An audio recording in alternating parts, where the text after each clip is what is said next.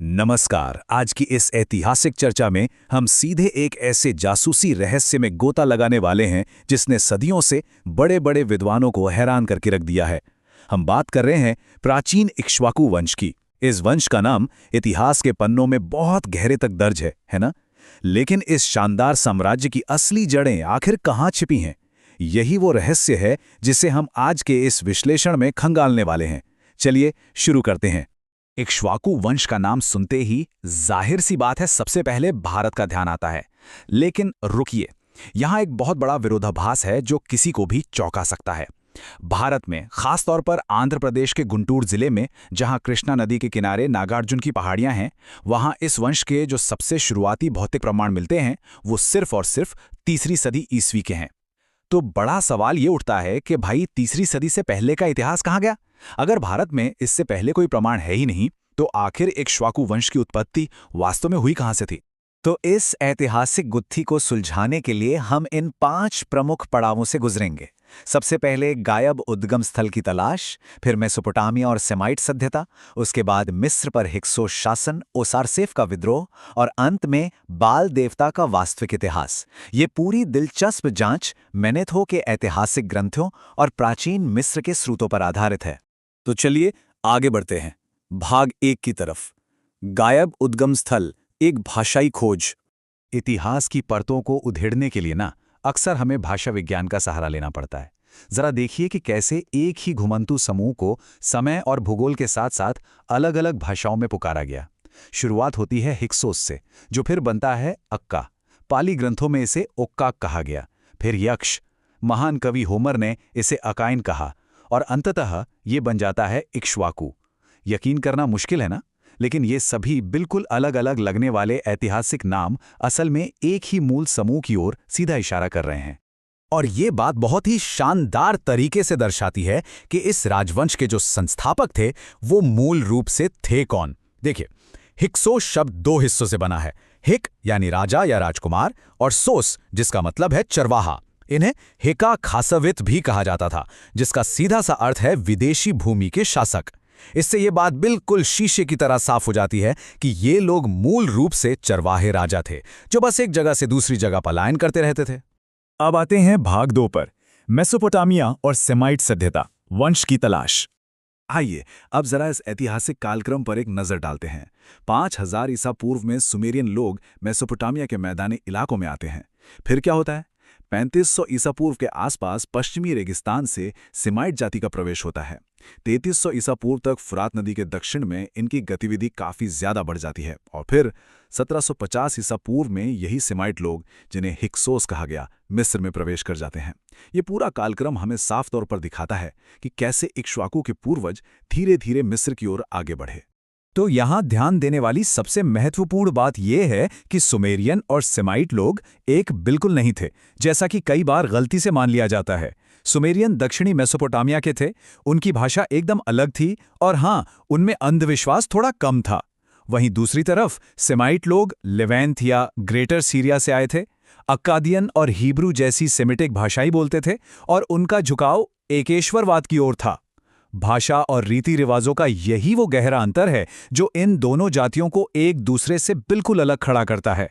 अच्छा, जब हम लेवांत या ग्रेटर सीरिया की बात करते हैं तो ऐतिहासिक ग्रंथों के मुताबिक ये वो क्षेत्र है जिसमें आज का इजराइल, जॉर्डन, लेबनान, सीरिया, फिलिस्तीन और दक्षिण पश्चिमी तुर्की शामिल हैं। जी हाँ, यही वो सटीक भौगोलिक क्षेत्र है जिसे हिक्सोस और बाद में इक्ष्वाकु कहलाने वाले लोगों का वास्तविक उत्पत्ति स्थल माना गया है।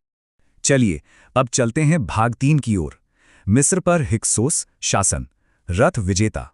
अब सोचने वाली बात यह है कि हिक्सोस ने बिना किसी शुरुआती बड़े युद्ध के इतनी आसानी से उत्तरी मिस्र पर नियंत्रण कैसे कर लिया? इसका सारा रहस्य उनके हथियारों में छिपा था। युद्ध रथ, घोड़े और उन्नत धनुष, ये सब मिस्रवासियों के लिए बिल्कुल नई और आश्चर्य में डालने वाली तकनीकें थी। इन्हीं विशिष्ट घुमंतू हथियारों ने हिक्सोस को रातों रात एक अजेय शक्ति बना दिया था। लेकिन देखिए, मिस्र पर शासन करना सिर्फ कोई सैन्य जीत नहीं थी, बल्कि एक बहुत ही गहरा सांस्कृतिक टकराव भी था। एक तरफ मूल मिस्रवासी थे, जो सूर्य देवता रा की पूजा करते थे, गरुण और नाग को पवित्र मानते थे, और उनके राजा खुद को रा का ही वंशज मानते थे। और दूसरी तरफ हिक्सोस का 15वां राजवंश था, जिसके पहले राजा सिलेटिस ने इस रा देवता की मान्यता को सिरे से नकार दिया। ऐतिहासिक स्रोतों की माने तो हिक्सोस शासकों ने अवारिस को अपनी राजधानी बनाया और मिस्र के उन पुराने प्राचीन मंदिरों और मूर्तियों को पूरी तरह नष्ट कर दिया। आगे बढ़ते हैं भाग 4 की तरफ।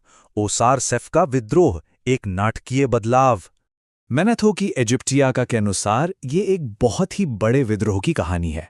राजा एमेनोफिस ने कुष्ठ रोगियों को खदानों में निर्वासित कर दिया था। फिर उनका नेता ओसारसेफ नाम का एक लेवांतीन पुजारी बना। ओसारसेफ ने अवारिस में हिक्सूस के साथ एक मजबूत गठबंधन किया और राजा एमेनोफिस और उसके बेटे रामसीस को सत्ता से ही बेदखल कर दिया। सोचिए, उन्होंने वहां 13 साल तक शासन किया और स्थानीय देवताओं का कड़ा विरोध किया। और अंततः जब उन्हें मिस्र छोड़ना पड़ा ना, तो ओसारसेफ ने अपना नाम बदलकर मूसा रख लिया और अपने अनुयायियों के साथ यरूशलेम नगर की स्थापना कर डाली। इतिहास के पन्नों में दर्ज यह घटनाक्रम वाकई में रोंगटे खड़े कर देने वाला है। अब हम पहुंच गए हैं अपने अंतिम पड़ाव यानी भाग 5 पर। बाल देवता का वास्तविक इतिहास, उपाधि बनाम पहचान। अक्सर लोग बाल को किसी का व्यक्तिगत नाम मान लेते हैं, लेकिन सच्चाई क्या है? वास्तविकता यह है कि बाल सेमेटिक भाषाओं में महज एक उपाधि या कहें एक टाइटल था, जिसका सीधा सा अर्थ होता है राजा या राजकुमार। ये उपाधि प्राचीन काल में बड़े बड़े शासकों को दी जाती थी और इसके साक्ष्य तो 3100 ईसा पूर्व तक पीछे जाते हैं। दरअसल इस देवता का वास्तविक नाम हदाद था, जो ग्रेटर सीरिया के एक बेहद प्राचीन देवता थे। ग्रेटर सीरिया के इस देवता को गहराई से समझना बहुत आवश्यक है। हदाद या बाल के प्रमुख प्रतीक थे बैल, मेढ़ा और वज्र। इनके पिता दागन थे, जिन्हें सीरियाई देवताओं का पिता माना जाता था, और माता थीं देवी शाला। ये सब हुर्रियन धर्म का एक अहम हिस्सा था, जो कि एक बहुदेववादी आस्था थी। ये विशिष्ट विवरण हमें इस बात की जमीनी सच्चाई बताते हैं कि यह देवता दुनिया के अन्य हिस्सों में फैलने से बहुत पहले हुर्रियन परंपरा का ही एक प्रमुख हिस्सा थे। और सबसे दिलचस्प बात, ये उपाधि और ये परंपराएं सिर्फ मध्य पूर्व तक ही सीमित नहीं रहीं। ऋग्वेद में भी बाल का नाम आता है। जी हाँ, जहाँ इसकी पहचान सूर्य या ऋषभ से की गई है और अग्नि को बाल का पुत्र तक बताया गया है। स्रोतों के अनुसार ये एकदम स्पष्ट रूप से दर्शाता है कि कैसे ग्रेटर सीरिया के हिक्सोस लोगों की परंपराओं की गूंज सदियों बाद अंततः हमारे प्राचीन भारतीय ग्रंथों में भी सुनाई दी। तो इन सब के बाद अंत में एक बहुत ही महत्वपूर्ण विचार मंथन सामने आता है। जरा सोचिए, अगर एक प्राचीन सीरियाई उपाधि सदियों का सफर तय करके ऋग्वेद के श्लोकों तक अपना रास्ता खोज सकती है, तो इतिहास के ऐसे कितने और विभाजन हैं जो केवल हमारी समझ का भेर हैं।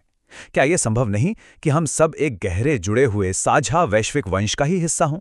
इस पूरे विश्लेषण के दौरान हमने देखा कि कैसे शब्द, हथियार और मान्यताएं सरहदों और महाद्वीपों को पार कर जाती हैं। इतिहास की यह अद्भुत यात्रा हमें यह सोचने पर मजबूर कर ही देती है कि हमारे अतीत की जड़ें हमारी सोच से कहीं ज्यादा आपस में उलझी हुई और विशाल हैं।